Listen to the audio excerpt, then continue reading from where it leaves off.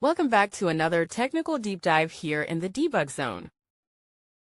Today we're tackling a big question and breaking it down with us from other users. Hopefully this clears up some misconceptions and helps you get the answer you need. So buckle up, stay a little curious, and let's jump right in.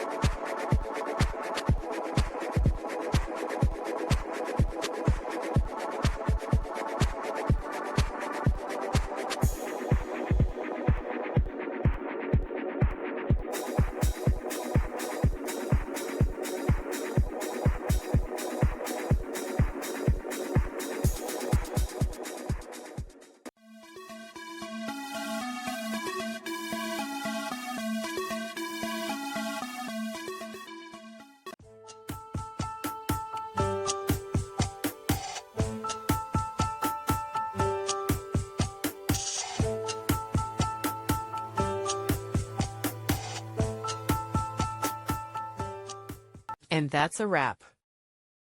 I hope you found the answer you were looking for. If you did, take a second to hit that subscribe button. It really helps out. And let me know in the comments which solution worked best for you.